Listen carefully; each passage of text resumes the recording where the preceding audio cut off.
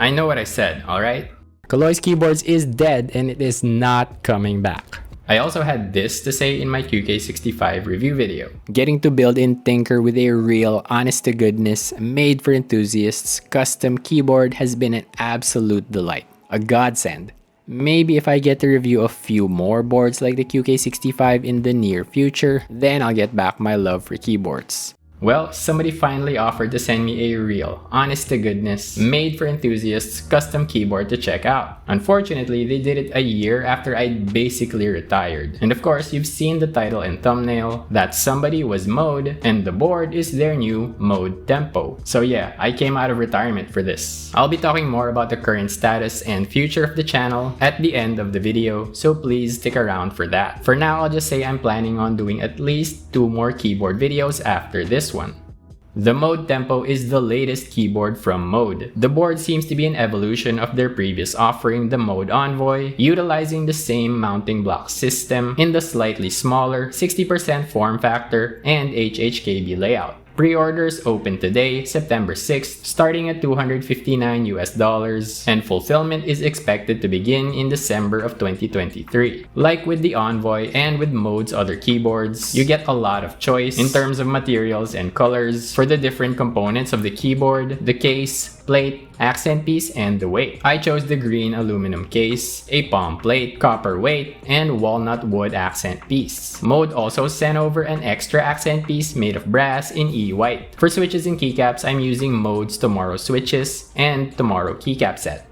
There are several differences between the keyboard you'll see here in this video and the ones that will go out to consumers. First, the number of retaining fasteners will be 2 instead of the 4 you'll see here, one next to the right shift key and the other next to the tab key, like on the Mode Envoy. For this video, these are the only 2 fasteners I used. Second, I didn't receive any hot swap standoffs, but the production boards will have them. Third, there will be 4 different types of mounting blocks included, instead of just the 2 you'll see here. You'll get green lattice, black lattice, green half lattice, and green solid blocks. The ones I have are green lattice and black solid blocks. The 2 colors here are 2 different materials, with the green being softer than the black. From left to right, these are arranged from hardest to softest. So the only one of these that I get to test out are the green lattice blocks. The black solid blocks that I have will not be available with the production units. Fourth, the ribbon feet will be slightly thicker and only available in gray. Fifth, the PCBs and daughter boards will be black instead of the white you'll see here. And sixth, the E-white accent piece will be made of aluminum instead of the brass that I received.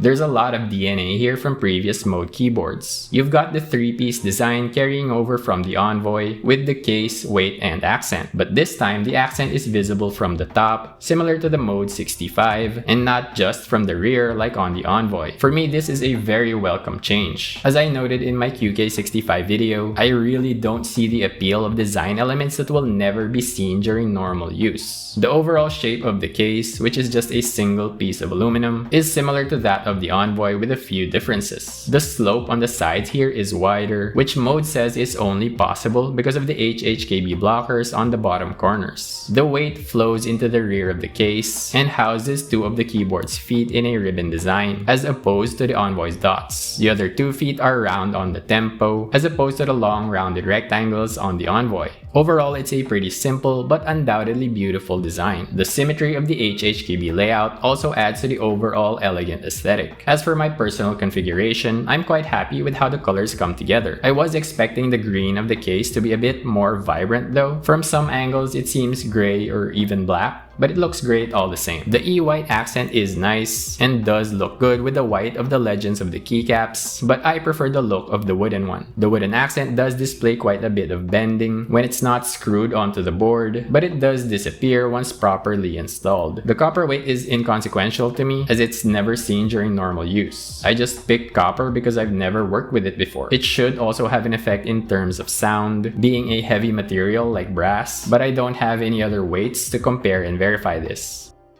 Let's talk a bit about these switches and keycaps from Mode. The Tomorrow keycaps are made from an ABS PBT blend with custom double shot legends. You're getting everything you would want from a keycap set here. The typeface looks great, the legends are clean and vibrant, the material is thick with a nice texture, and the kit is extensive enough to cover pretty much any layout. The Tomorrow switches are tactiles with a long pole palm stem and nylon housings. The tactile bump is pretty smooth and sometimes kind of unnoticeable. It's definitely not as big and sharp as something like a Boba U4T or Glorious Panda. It's bigger than the one on a Cherry MX Brown, but the smoothness of it makes it feel kind of negligible while typing, similar to the Browns. The Tomorrow switches also feature a 62-gram bottom out and are lightly pre-lubed with Krytox 205 grade 0. If you open one up, you'll see a layer of lube on the rails, and more at the very bottom underneath the spring. To my ears, there are no unpleasant noises here, nothing scratchy, rattly, metallic, or pingy. However, I have mellowed out a lot about keyboard sound, so I'm not as picky anymore. I wouldn't be surprised if some folks would want to re-lube these switches manually. I personally, though, would be very happy if I never had to lube another switch for as long as I live.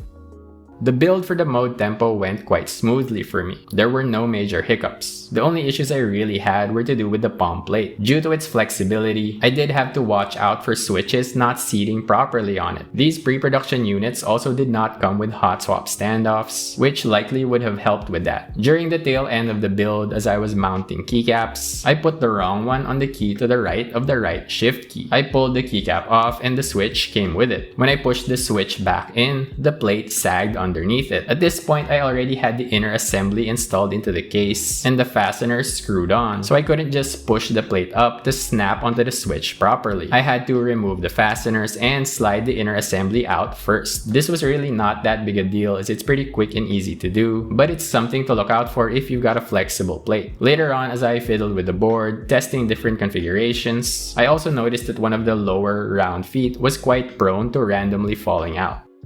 There are three components I'd like to explore in terms of sound: the mounting blocks, the PE foam, and the plate and case foam collectively. I received a full set of foams: PE foam for laying on top of the PCB, plate foam for underneath the plate, and case foam for underneath the PCB. I believe that these are sold separately from the Mode Tempo kit. I started out with no foams at all, comparing the Lattice mounting blocks with the solid mounting blocks.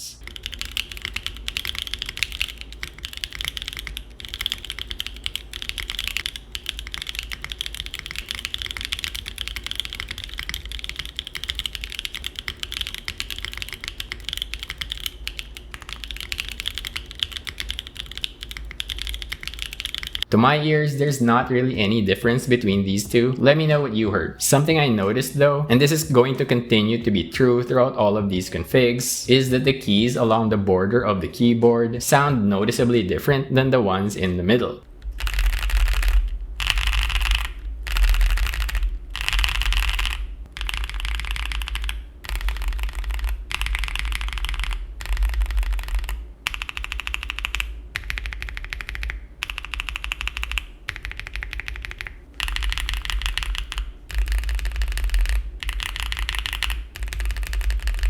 I'm not sure if this is going to make much sense, but it's like the middle keys have this very solid pop to them, while the edge keys don't. Those keys sound kind of dead, kind of lifeless in comparison. So during normal typing, the board is going to sound really nice and solid since it's mostly the middle keys being pressed. I guess that's what's most important, but it's just kind of strange and a little bit disappointing. The next thing I wanted to test is the effect of the PE foam. I kept the Lattice blocks in and did not use any of the other foams.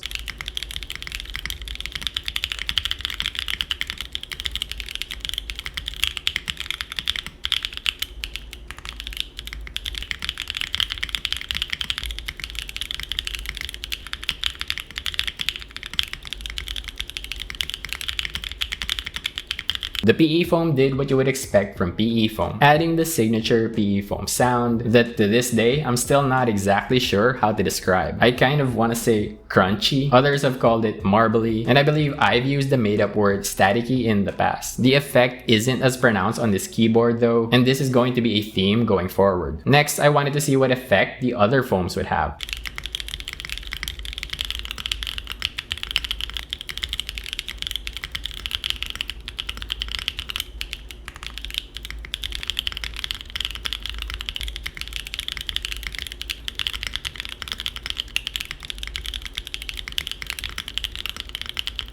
Again, pretty subtle difference here if any. I think there's a pretty slight lowering of pitch with the addition of the foams. Next, I wanted to see how the Flexiest config would compare with the Stiffest one.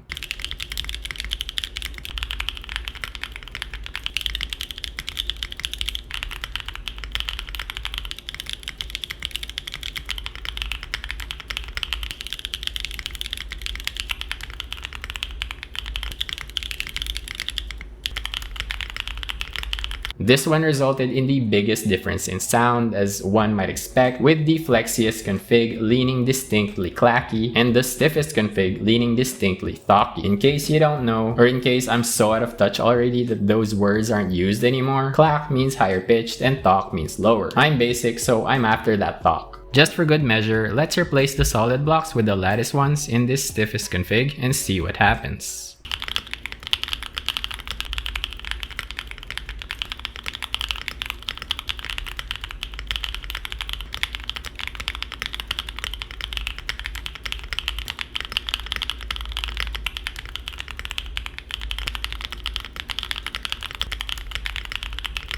Like with our first comparison, I couldn't really discern much of a difference here. I think you could get away with choosing your blocks based purely on feel. And speaking of feel, you might have noticed that there's no feel chapter in this video. And that's because, tragically, I'm still unable to sense flex or softness or bounce or anything like that. All of these configurations felt basically the same to me, even though you can clearly see a difference in flexiness.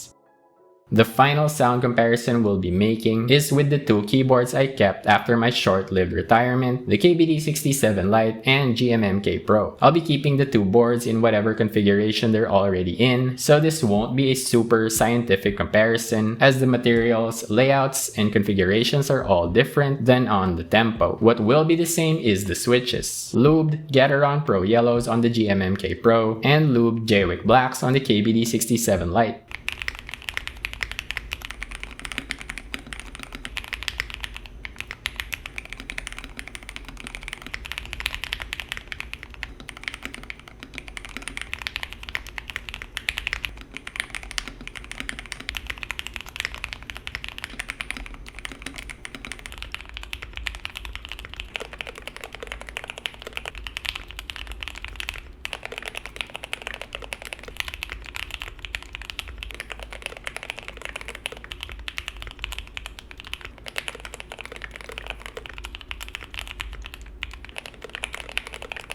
Interestingly, it seemed to me that the Tempo sounded consistently cleaner than the other two boards. Like, I perceived it as some kind of scratchy noise on the older boards, which you might expect from different switches, but these are the same switches in each comparison, so I don't really understand what's going on here. None of these boards sound bad to me, but if I had to choose, the Tempo sounds better than either of the two older boards. Layout preference is very subjective. We all have different workflows. One keyboard layout isn't superior to any other. It just may be more suited to certain people than others. So everything I'm going to be saying in this chapter of the video isn't really about the mode Tempo. It's just about the HHKB layout. Cool?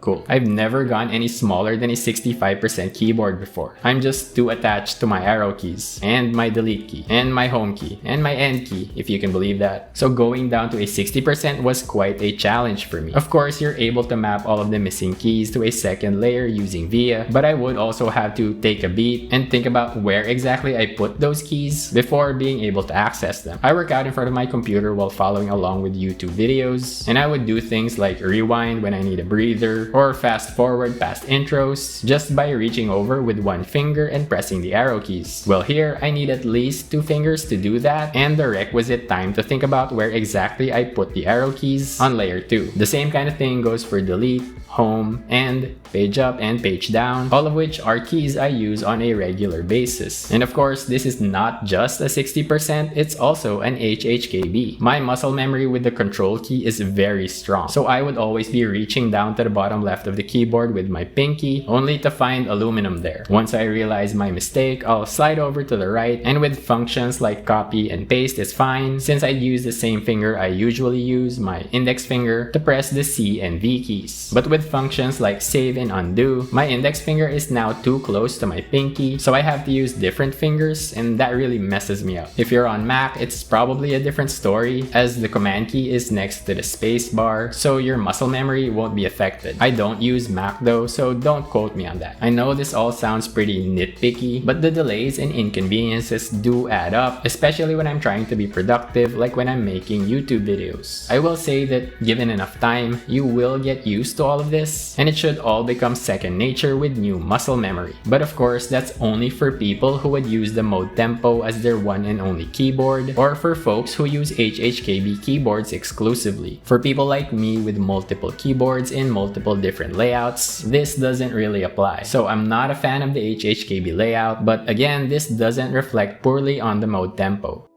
For me, there are two different perspectives from whence a final conclusion about the mode tempo can be drawn. First, from a purely objective standpoint, just based on quality, aesthetics, the build experience, and sound, this is an excellent keyboard. Mode knows what they're doing, and it shows. Anything negative I've had to say about the board is basically just nitpicking. If you want quality craftsmanship in all aspects from a known quantity, this is it right here. The other perspective though is from a former enthusiast, and things aren't quite so rosy from over there. Despite the technical excellence of the mode tempo, it's just not that exciting to me. And that's mostly down to me not really being all that excited about enthusiast mechanical keyboards in general. And of course, the layout is a pretty big stumbling block, as I explained. I'm aware that this is pretty specific to me, and I doubt a lot of you folks watching this will have the same experience, but I would be remiss if I failed to mention it. I guess a part of me was hoping for the same kind of rekindling of passion that I expected from the QK65. Perhaps that's an unfair expectation to foist upon any keyboard. Okay, so is Caloy's keyboards back?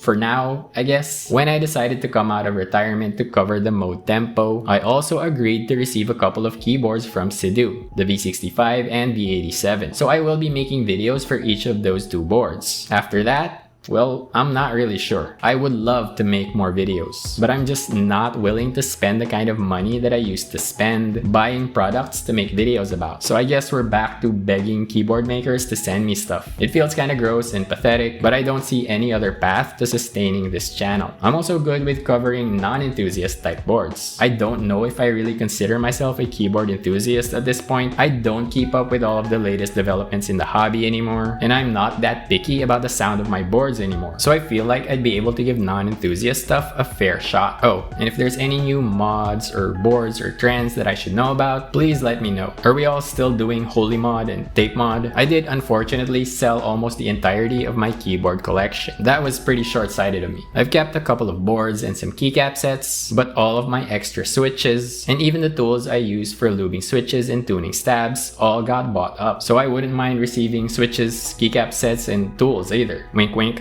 Nudge nudge. I did start a new channel like I said I would in the farewell video, and I have been making mostly fashion videos on it. I'm proud of the videos I've created over there at Caloy's Closet, but the growth has been negligible. At the time of this writing, I've made 6 videos and have just 119 subscribers. I have one tech video on there where I talk about my first ever PC build. I've been thinking about maybe turning this channel, Caloy's Keyboards, into my tech channel. So I'd still cover keyboards, but I'd also talk about PC building, maybe smartphones, maybe Nintendo Switch gear, maybe play some video games. I'm not sure yet. I'd love to hear your thoughts on that. Thanks for watching.